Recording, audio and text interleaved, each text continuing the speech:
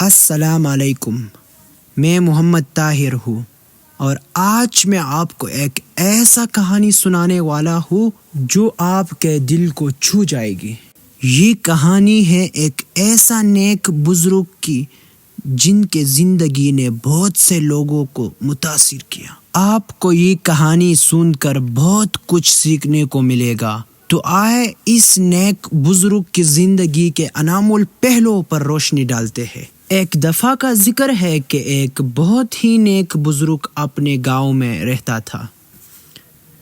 ان کے زندگی میں ہمیشہ دوسروں کی مدد کرنا اور لوگوں کے ساتھ حسن و سلوک کرنا شامل تھا۔ ایک دن ایک مسافر ان کے گاؤں آیا، لیکن اس کے پاس کھانے کے لیے کچھ نہیں تھا۔ وہ بزرگ اس مسافر کو اپنے گھر لے کر گیا، اس کو کھانا کھلایا اور رات کو سونے کے لیے جگہ بھی دی۔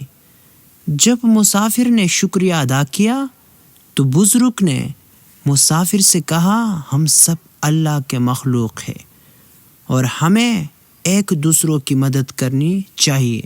پیارے دوستو، اس کہانی سے ہمیں یہ سیکھنے کو ملتا ہے کہ نیکی اور غیرت کا عمل انسان کو اللہ کے قریب لے جاتا ہے۔ یہ بھی سنو، یہ دنیا تو ایک امتحان ہے اور ہمیں ہر لمحہ اپنی زندگی پر خیال رکھنا چاہیے۔